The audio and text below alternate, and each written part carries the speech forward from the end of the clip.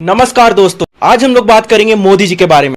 ये गलत चैनल का स्क्रिप्ट मेरे हाथ लगा। Hello everyone, welcome back to education Bhaiya. आज की वीडियो में हम लोग पढ़ने वाले हैं तुम्हारी हिस्ट्री के सबसे पहले चैप्टर को, और इस चैप्टर का नाम है the rise of nationalism in Europe. अच्छे से कॉपी पेन लेके बैठ जाओ, हर एक पॉइंट को नोट डाउन करते जाओ और वीडियो को पूरे एंड तक अच्छे से देखना। और अगर वीडियो पसंद आता है तो वीडियो को अपने दोस्तों के साथ शेयर करना और लाइक करके कमेंट करना मत भूलना। और बाकी इंस्टाग्राम का लिंक भी डिस्क्रिप्शन में गिवन। चलो चैप्टर का एक्सप्लेनेशन स्टार्ट करते हैं। तो ये चैप्टर कुछ ऐसे स्टार्ट होता है। 1848 में एक इंसान था जिसका नाम था फ्रेडरिक सोरियो। वो अपनी इमेजिनेशन से 4 पिक्चर्स बनाता है, जिसमें से एक पिक्चर जो है ना तुम्हारे हिस्ट्री बुक के सबसे पहले पेज में गिवन है, और इस पिक्चर का नाम है द पैक्ट बिटवीन नेशन। अब ये पिक्चर क्या दिखा रही है उसके बारे में बात करते हैं। ये पिक्चर एक ऐसी सोसाइटी को दिखा रही है जिस सोसाइटी में राजा महाराजाओं का रूल खत्म हो चुका है और वहाँ के लोग फ्री होते जा रहे हैं और उनके अंदर देशभक्ति की भावना जागते जा रही है। मतलब धीरे धीरे वो डेमोक्रेसी की तरफ बढ़ते जा रहे हैं।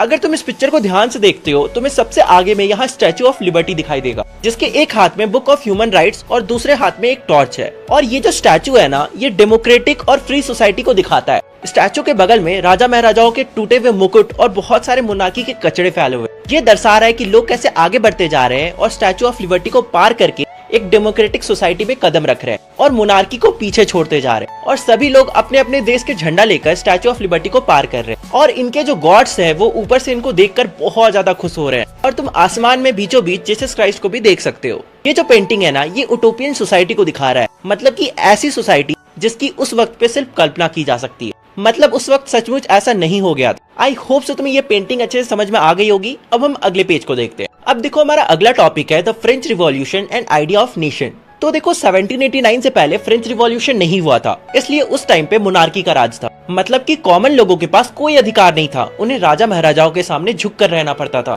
और ऑब्वियसली वो अपने राजा महाराजाओं को चुन तो नहीं पाएंगे, डेमोक्रेसी तो नहीं चल रहा है। जो राजा का बेटा होता था वही राजा बनता था। लेकिन 1789 में फ्रेंच रिवॉल्यूशन होता है। फ्रांस के अंदर बहुत सारे पॉलिटिकल और कॉन्स्टिट्यूशनल चेंजेस आते हैं। चलो कुछ चेंजेस को देख लेते हैं जो तुम्हारे एग्जाम्स में कई बार पूछे भी जाते हैं। मैं यहाँ पे तुम्हें 6 चेंजेस बताऊंगा, किन्हीं 5 को अच्छे से याद कर लेना। अगर 5 मार्क्स का क्वेश्चन आता है तो यहाँ से आ सकता है। पहला चेंज ये था कि पहले जो पावर मोनार्की के पास थी, अब वो कॉमन लोगों के पास आ चुकी थी। दूसरा चेंज ये था कि लोगों ने पुराने फ्लैग को हटाकर एक नया ट्राई कलर फ्लैग को ऑप्ट कर लिया, मतलब उसे देश का फ्लैग बना लिया। तीसरा चेंज ये था कि फ्रेंच को नेशनल लैंग्वेज बना दिया गया।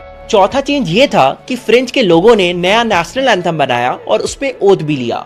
पांचवा चेंज ये था कि अब फ्रेंच लोगों को वोटिंग राइट्स मिल गई थी, इसलिए उन्होंने वोटिंग के थ्रू एक स्टेट जनरल को चूज किया। हालांकि बाद में चल के स्टेट जनरल का नाम चेंज करके नेशनल असेंबली रख दिया गया। और छठा और आखिरी चेंज ये था कि इंटरनेशनल कस्टम ड्यूटी को हटा दिया गया। मतलब देश में सामान लाने और ले जाने का जो हाई टैक्स था उसे हटा दिया गया। अब देखो, 1789 में जैसे ही फ्रेंच के लोग आजाद होते हैं, उनको चुल मच जाती है। वो सोचते हैं हमारे अंदर जो देशभक्ति की भावना है, हम उन्हें बस अपने तक क्यों सीमित रखें, हम उसे पूरे यूरोप में फैलाएंगे। इसलिए वो पूरे यूरोप में ढिंडोरा पीटने लगते हैं कि जैसे हमने मोनार्की को खत्म किया है, तुम लोग भी कर सकते हो। फ्रेंच के जो सोल्जर्स थे वो ये ढिंडोरा पीटते रहते थे कि अगर फ्रेंच एक डेमोक्रेटिक नेशन बन सकता है तो दूसरे यूरोपियन कंट्री क्यों नहीं बन सकते। इसके कारण यूरोप में काफी कुछ होने लगता है। लेकिन फिर 1799 में एक मेजर इंसान की एंट्री होती है जिसका नाम है नेपोलियन बोनापार्ट। और फिर वो एकदम से आके डेमोक्रेसी को उखाड़ करके फेंक देता है और फिर वो फ्रांस का एक बहुत ही पावरफुल लीडर बन जाता है। और फिर वो एक कोड भी लेकर आया था जिसे वो पूरे फ्रांस में इम्प्लीमेंट करता है। अब ये जो कोड है ना, ये बहुत ज्यादा इंपॉर्टेंट है, इसे भी अच्छे से लर्न कर लो, तुम्हारे एग्जाम्स में यहाँ से भी आते हैं। बेसिकली इन कोड्स के अंदर कुछ रूल्स है, उन सब चीजों को याद करना है। पहला, ही एस्टैब्लिश्ड इक्वालिटी बिफोर लॉ। मतलब पहले के टाइम में क्या था ना, लोग अलग अलग स्तर में डिवाइडेड थे। चर्च और नोबल्स थे जिन्हें बहुत ज्यादा एक्स्ट्रा प्रिविलेज मिलता था, जो अपने आप को सुपीरियर मानते थे। और वहीं दूसरे साइड में कुछ गरीब लोग थे जिन्हें कोई वैल्यू नहीं मिलता था। लेकिन नेपोलियन के आते ही सबको इक्वल करार दे दिया गया। दूसरा कोड था सिक्योर राइट टू प्रॉपर्टी। मतलब अगर किसी के पास पैसे है तो वो जमीन खरीद सकता है, बहुत ही सिंपल बात है। तीसरा था अबॉलिश फेडरल सिस्टम। मतलब पहले के टाइम में क्या होता था ना, जो बहुत बड़े बड़े लैंडलॉर्ड्स होते थे वो किसानों से फ्री में काम करवाते थे और बाद में उन्हें पैसा भी नहीं देते थे, उन्हें कोई भी प्रॉफिट नहीं होने देते थे। वो उनका जो सारा उगाया हुआ क्रॉप होता था ना, वो उसे खुद रख लेते थे और खुद प्रॉफिट कमाते थे। तो नेपोलियन के आते ही इस रूल को खत्म कर दिया गया, फेडरल सिस्टम को खत्म कर दिया गया। चौथा कोड था ट्रांसपोर्ट और कम्युनिकेशन सिस्टम को इम्प्रूव किया गया। पांचवा कोड था जो वेट और मेजरमेंट था ना, उसे स्टैंडर्डाइज्ड कर दिया गया। क्योंकि उस टाइम पे फ्रांस पे बहुत सारी अलग अलग चीजें यूज किए जाते थे वेट मेजर करने के लिए। लेकिन जैसे ही नेपोलियन आता है ना, वो उसे स्टैंडर्डाइज कर दिया जाता है। जैसे अगर सेंटीमीटर में नापना है तो सेंटीमीटर में ही नपेगा। और इस कोड में जो छठा पॉइंट है वो ये है कि गिल्ड रिस्ट्रिक्शंस को हटा दिया गया। मतलब कि अब जो ट्रेडर्स है ना, वो फ्रीली एक दूसरे से ट्रेड कर पाएंगे। पहले फ्रेंच में क्या था, जो ट्रेडर्स थे ना, वो एक दूसरे के साथ फ्रीली ट्रेड नहीं कर पाते थे। कुछ ट्रेडर्स थे जो आपस में बना लिए थे कि हम ही बस तुमसे ट्रेड करेंगे, तुम हमसे ट्रेड करोगे। लेकिन जैसे ही गिल्ड रिस्ट्रिक्शंस को हटाया गया, अब कोई भी ट्रेडर किसी भी ट्रेडर के साथ ट्रेड कर सकता था। लेकिन अब तुम्हारे मन में एक थॉट आया होगा कि जो नेपोलियन है वो अच्छा आदमी है या फिर बुरा आदमी है, क्योंकि वो आते ही फ्रांस से डेमोक्रेसी को उखाड़ फेंकता है। लेकिन फिर वो सिविल कोड ऑफ 1804 को लाता है, जिसमें बहुत ही अच्छे अच्छे लॉज होते हैं, जो कि अभी मैंने तुम्हें जस्ट बताया, right to property, equality before law वगैरह वगैरह। तो हाँ, जैसे तुम्हारे मन में डाउट्स आ रहे हैं ना, यूरोप के दूसरे एरियाज में भी लोगों के मन में सेम डाउट था। वो तो नेपोलियन और उसके आर्मी का स्वागत तक करने लगे थे। वो तो ये सोचने लगे थे कि नेपोलियन आएगा, हमारे राजा महाराजाओं को मारेगा और अपना कोड यहाँ पर भी लगा देगा, और फिर हम लोग चैन से शांति से रहेंगे। बेसिकली यूरोप के दूसरे पार्ट्स में भी लोग नेपोलियन का अच्छा इमेज बनाकर बैठे थे। लेकिन ये जो नेपोलियन बोनापार्ट का जो अच्छा वाला चेहरा था, ये ज्यादा दिन तक नहीं टिकता है। पर ऐसा क्यों, चलो पॉइंट्स में जानते हैं। तो पहला, जो कि ऑब्वियस है, नेपोलियन ने किसी को भी पॉलिटिकल फ्रीडम नहीं दिया था। अब ऑब्वियसली नेपोलियन वोटिंग राइट थोड़ी दे देगा कि तुम बाद में चल के मुझे ही चेंज कर दो। दूसरा, जो नेपोलियन था ना, उसने टैक्सेशन को बहुत ज्यादा बढ़ा दिया था।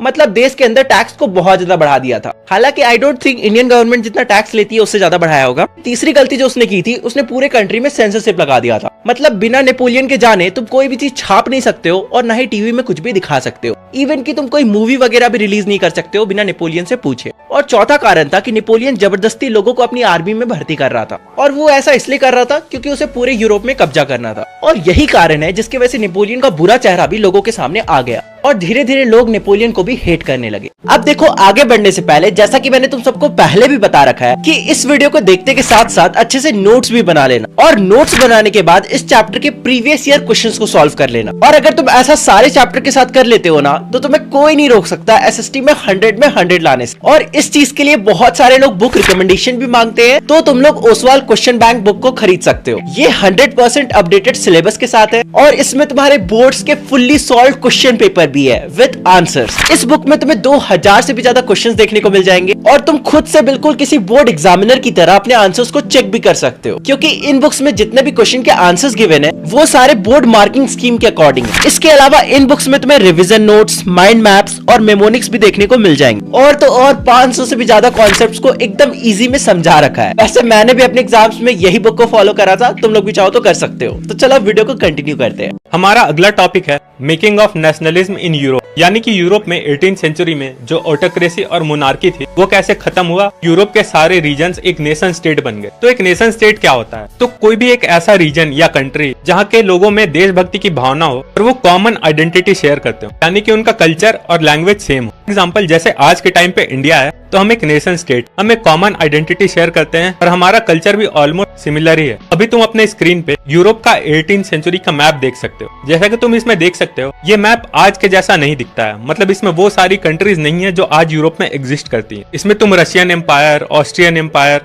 और ऑटोमन एम्पायर को देख सकते हो। आज के टाइम पे ये सारी एम्पायर्स एग्जिस्ट नहीं करती है। तो उस समय पे सोसाइटी 2 कैटेगरीज में डिवाइडेड थी।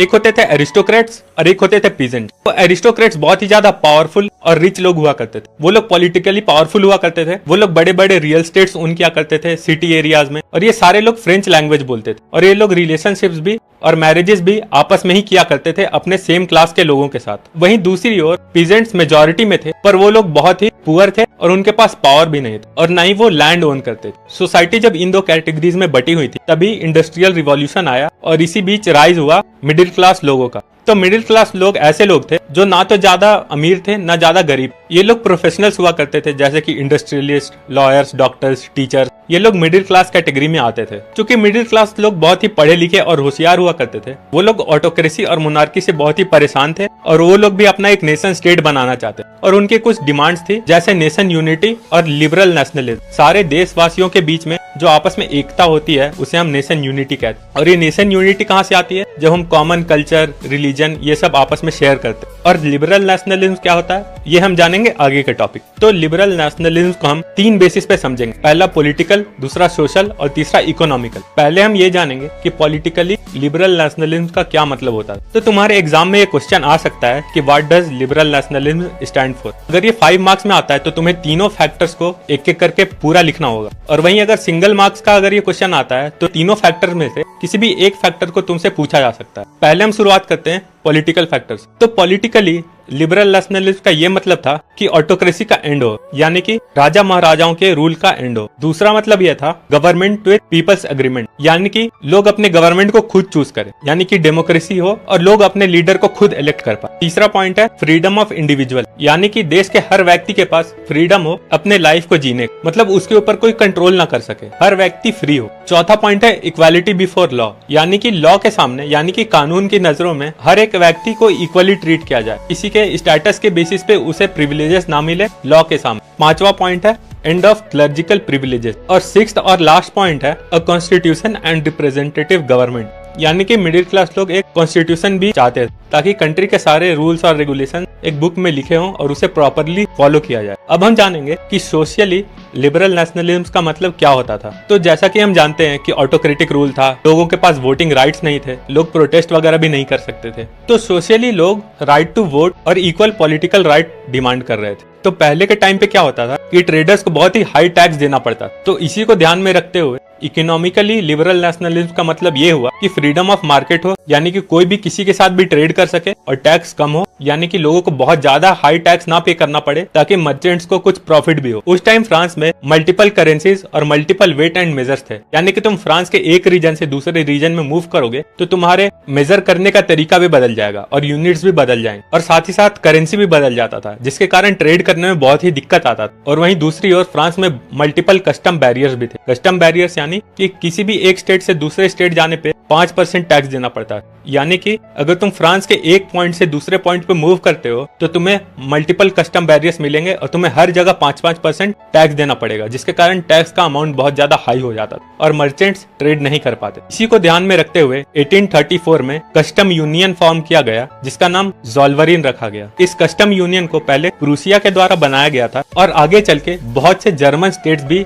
इसे ज्वाइन करते गए। तो ये जो यूनियन था ये कस्टम यूनियन को एबॉलिश कर दिया, यानी कि जो मल्टीपल जगह पे टैक्स देना पड़ता था अब लोगों को नहीं देना पड़ता। पहले जर्मनी में 30 करेंसीज थी, उसे घटा करके सिर्फ 2 करेंसी पे ला दिया गया ताकि ट्रेडिंग आसान हो जाए। और रेलवे नेटवर्क्स और ट्रांसपोर्टेशन सिस्टम को भी इम्प्रूव किया गया ताकि गुड्स को एक जगह से दूसरे जगह पे ले जाने में इजी हो और ट्रेडिंग आसान हो। अभी तक तो यूरोप में सब कुछ ठीक चल रहा था, लेकिन तुम्हें याद होगा हमने नेपोलियन के बारे में पढ़ा। नेपोलियन का रूल भी सही चल रहा था, लेकिन तभी नेपोलियन और कुछ यूरोपियन एम्पायर्स के बीच में लड़ाई हो जाता है और इस लड़ाई का नाम था द बैटल ऑफ वाटरलू, और इस बैटल को नेपोलियन हार जाता है। तो बैटल ऑफ वाटरलू में पार्टिसिपेट करने वाली जो कंट्रीज थी, ब्रिटेन, प्रूसिया, रशिया और ऑस्ट्रिया, ये चारों कंजर्वेटिव कंट्रीज थी, यानी कि ये लोग नहीं चाहते थे कि यूरोप में कभी भी डेमोक्रेसी आए। और नेपोलियन के हारते ही ये लोग नेपोलियन के बनाए हुए सारे कोड्स और कानून जो भी थे इन सबको ये लोग हटा दिए, यानी कि मोनार्की को रिस्टोर कर दिए। चर्च का जो पावर था वो वापस आ गया, जो सोशल हायरार्की था यानी कि सोसाइटीज के बीच में जो डिवीजन था और जो स्पेशल प्रिविलेजेस दिए जाते थे सोसाइटी के कुछ लोगों को, उसे भी वापस ले आया गया और सेंसरशिप को भी वापस ले आया गया। ये सब होने के बाद फ्रांस में जो बर्बन डायनेस्टी थी वो भी वापस से रिस्टोर हो गई और 1815 में ट्रीटी ऑफ वियना साइन किया गया इन चारों कंट्रीज के बीच, जो कि थी ऑस्ट्रिया, प्रूसिया, रशिया और ब्रिटेन। जिसके बाद फ्रांस में बर्बन डायनेस्टी रिस्टोर हो गया। फ्रांस की बाउंड्रीज पे कुछ स्टेट सेटअप किए गए ताकि फ्रांस का और एक्सपेंशन ना हो पाए, और फ्रांस के जो कुछ इंपॉर्टेंट वेस्टर्न रीजन्स थे उसे प्रूसिया को दे दिए गए। ऑस्ट्रिया ने नॉर्दर्न इटली का कंट्रोल ले लिया और रशिया ने पोलैंड को कॉन्कर कर लिया। पर ट्रीटी ऑफ वियना में जो कॉन्फेडरेशन ऑफ 39 स्टेट्स थे, मतलब 39 स्टेट्स का जो ग्रुप था जो नेपोलियन ने बनाया था, उसे हाथ नहीं लगाया गया और उसे वैसे ही रहने दिया गया। चूंकि अब ऑटोक्रेसी और मोनार्की वापस आ चुका था, तो जो लिबरल नेशनलिस्ट लोग थे यानी कि जो मिडिल क्लास लोग थे वो अब खुश नहीं थे। और मोनार्की के वापस आने के बाद ये सारे लोग अंडरग्राउंड हो गए, यानी कि छुप गए। मोनार्की के वापस आने के बाद ये लोग ज्यादा प्रोटेस्ट नहीं कर सकते थे क्योंकि मोनार्की का रूल था। इन लोगों ने चोरी छुपे ही कुछ सीक्रेट ग्रुप्स फॉर्म किए ताकि ये प्रोटेस्ट कर पाए और आजादी की लड़ाई लड़ पाए। इन्हीं लिबरल नेशनलिस्ट और रिवॉल्यूशनरीज में से एक आदमी था जिसका नाम था गुसिपी मजीनी। इनका जन्म 1807 में जियोना में हुआ था और एक इटालियन रिवॉल्यूशनरी थे और एक सीक्रेट सोसाइटी कार्बोनरी का हिस्सा भी थे और इन्होंने खुद भी 2 सीक्रेट सोसाइटीज को बनाया जिनका नाम था यंग इटली और एक था यंग यूरोप, और ये इटली का यूनिफिकेशन करवाना चाहते थे। तो यहाँ पे ये टॉपिक खत्म होता है, the making of nationalism in Europe. I hope तुम्हें ये टॉपिक अच्छे से समझ में आया होगा और तुम सारे पॉइंट्स को अच्छे से समझे होगे और इसे एग्जाम में लिख पाओगे। अब हमारा अगला टॉपिक है द एज ऑफ रिवॉल्यूशन। तो देखो 1830 से 1848 के बीच में यूरोप के बहुत सारे पार्ट में बहुत सारे रिवॉल्यूशन होते हैं, जिनमें 2 बहुत ही फेमस रिवॉल्यूशन है। पहला है जुलाई रिवॉल्यूशन, दूसरा है ग्रीक रिवॉल्यूशन। हमें इन दोनों को पढ़ना है। तो सबसे पहले हम लोग जुलाई रिवॉल्यूशन से स्टार्ट करते हैं। जो जुलाई रिवॉल्यूशन था वो 2 जगहों पे होता है। पहला होता है फ्रांस, दूसरा होता है बेल्जियम। तो देखो क्या होता है, 1815 में लिबरल रिवॉल्यूशनरीज के द्वारा बर्बन किंग को हटा दिया जाता है। तुम्हें याद ही होगा कंजर्वेटिव लोगों ने इस चीज को सेटअप करा था। इसके बाद कॉन्स्टिट्यूशनल मोनार्की को सेट किया जाता है, मतलब देश में तो मोनार्की ही रहेगा, राजा ही राज करेगा, लेकिन जो नियम कानून है वो कॉन्स्टिट्यूशन के हिसाब से होंगे। अब तुम सबके मन में सवाल होगा कि मोनार्की अगर तब भी था तो उस टाइम पे राजा किसे बनाया जाता है? तो इसका बहुत ही सिंपल सा आंसर है लुइस फिलिप्स को। जैसे ही बोर्बन किंग को हटाया जाता है, लुइस फिलिप को वहां का राजा बना दिया जाता है। अब हम लोग बात करते हैं कि बेल्जियम में रिवॉल्यूशन क्यों होता है। तो देखो बात यह है कि बेल्जियम पहले यूनाइटेड किंगडम ऑफ नीदरलैंड का एक पार्ट था, मतलब बेल्जियम कोई सेपरेट कंट्री नहीं था। लेकिन बेल्जियम के जो लोग थे ना, वो बहुत ही डिफरेंट कैटेगरी के थे। उनका मानना था कि वो अलग है, इसलिए उन्हें अलग नेशन चाहिए। इसलिए यूनाइटेड किंगडम ऑफ नीदरलैंड में बहुत सारे रिवॉल्यूशंस होते हैं, जिसके बाद बेल्जियम को सेपरेट कर दिया जाता है। तो आई होप सो तुम्हें जुलाई रिवॉल्यूशन समझ में आ गया होगा। अब हम लोग ग्रीक रिवॉल्यूशन पढ़ते हैं। तो देखो जो पहले ग्रीस था ना, वो ऑटोमन एम्पायर का एक छोटा सा पार्ट था।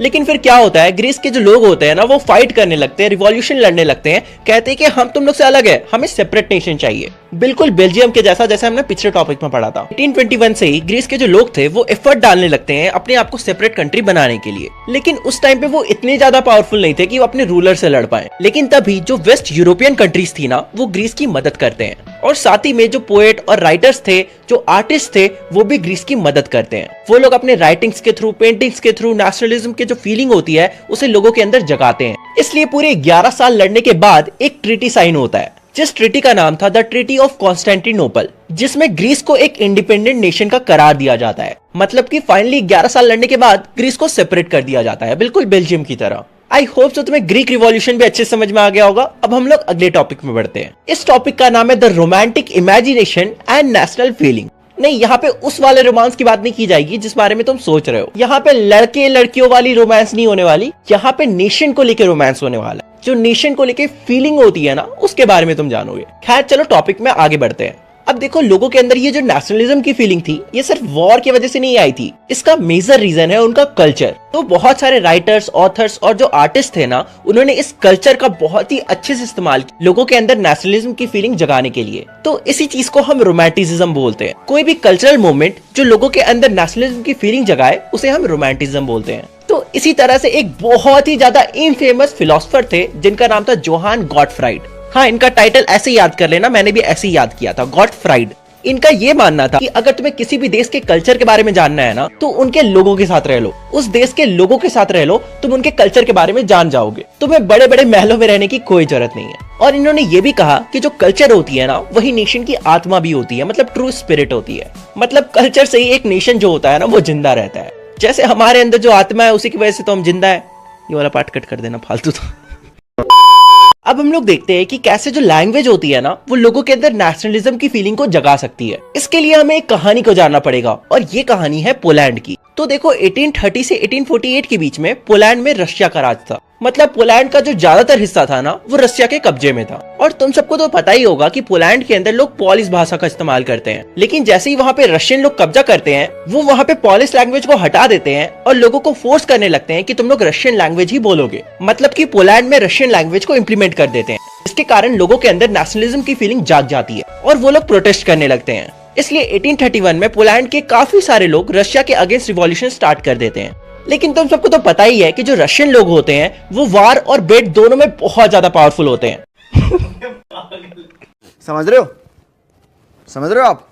समझ रहे हो? आज भी वैसा ही है और तब भी वैसा ही था। तो इसलिए जो रशियंस होते हैं, वो रिवॉल्यूशनरीज को चुप करवा देते हैं, डरा धमका के, मार पीट के, तुम्हें पता ही है। और साथ ही साथ कुछ जो प्रीस्ट थे, उन्हें जेल में बंद कर दिया गया और कुछ को तो साइबेरिया तक भेज दिया गया, ताकि वो ठंड में जाकर मर जाए। ये सारी पनिशमेंट्स उन्होंने इसलिए दी ताकि आगे से पोलैंड में कोई भी उनके अगेंस्ट आवाज ना उठा सके। तो इस इवेंट से हमें ये पता चलता है कि जो लैंग्वेज होती है ना, वो भी लोगों के अंदर नेशनलिज्म की फीलिंग को जगा सकती है। हमारा अगला टॉपिक है hunger, hardships and popular revolt. तो 1830 में क्या हुआ ना, पूरे यूरोप में इकोनॉमिक हार्डशिप चल रहा था, जिसका कारण ये था कि यूरोप में पॉपुलेशन बहुत ज्यादा बढ़ गया था। इसके कारण बहुत से लोग अनएम्प्लॉयड थे और अनएम्प्लॉयड होने के कारण लोग अपने अपने गांव से शहरों की तरफ बढ़ रहे थे। इसके कारण सिटीज की पॉपुलेशन बहुत ज्यादा बढ़ गई और शहर के आसपास बहुत सारे स्लम्स बने और यूरोप में जो भी प्रोडक्ट्स या गुड्स आ रहे थे वो सारे इंग्लैंड से आ रहे थे, क्योंकि इंग्लैंड में वो सारे गुड्स बहुत ही कम दाम में बन जाते थे, क्योंकि तब इंग्लैंड में इंडस्ट्रियल रिवॉल्यूशन चल रहा था, जिसके कारण मशीन से प्रोडक्ट्स बहुत ही सस्ते में बन जाते थे। इससे क्या होता था कि यूरोप के जो लोकल प्रोड्यूसर्स और इंडस्ट्रियलिस्ट थे उनका प्रोडक्ट नहीं बिक पा रहा था, जिसके कारण वो लोग इकोनॉमिक डिप्रेशन में जा रहे थे। और यूरोप में बैड हार्वेस्ट के कारण, यानी कि अच्छी खेती नहीं होने के कारण, लोगों के पास खाने का भी कमी था। इतने सारे प्रॉब्लम झेलने के कारण लोगों ने रिवोल्ट कर दिया और फ्रांस की सिटी पेरिस में लोग सड़कों पे उतर आए और बहुत ही ज्यादा रिवोल्ट करने लगे। इसके कारण फ्रांस का जो राजा था लुइस फिलिप, वो भी डर के मारे भाग गया। राजा भाग जा रहा है। हम इमेजिन करने लगे कि राजा कैसे भागता होगा। इतना सब कुछ महंगा महंगा कपड़ा वपड़ा पहन के इसे धोती उठा के भाग, घाघरा चोली जैसा कपड़ा पहनता था।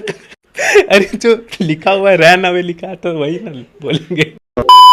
तो लुइस फिलिप के जाने के बाद फ्रांस के लोगों के पास उनका लीडर नहीं रहा था, क्योंकि लुइस फिलिप एक डिक्टेटर था और वो एक एम्परर था। तो उसके जाने के बाद फ्रांस को एक रिपब्लिक नेशन डिक्लेयर कर दिया गया और फ्रांस के लोगों ने नेशनल असेंबली सेटअप किया। नेशनल असेंबली सेटअप होने के बाद जो 21 ईयर्स और अबव एज के थे उन्हें वोटिंग राइट्स मिल गए। यहाँ पे वुमेन्स को अभी भी वोटिंग राइट्स नहीं मिला था और साथ ही साथ लोगों को राइट टू वर्क भी मिला, यानी कि सारे एडल्ट सिटीजन्स को वर्क प्रोवाइड किया जाएगा ताकि कोई भी अनएम्प्लॉयड ना रहे। हमारा अगला टॉपिक है सिलीसिया रिवोल्ट, जो कि 1845 में सिलीसिया में हुआ था। इस रिवोल्ट का शुरुआत एक इंसिडेंट से हुआ था, जो कि ये था कि सिलीसिया में कुछ वीवर्स ने एक कॉन्ट्रैक्टर के अगेंस्ट रिवोल्ट कर दिया था, क्योंकि कॉन्ट्रैक्टर ने उन वीवर्स को पेमेंट नहीं किया था। इन वीवर्स ने कॉन्ट्रैक्टर के घर के ऊपर हमला कर दिया और काफी तोड़फोड़ किया। ये सब होता हुआ देख वो कॉन्ट्रैक्टर भागा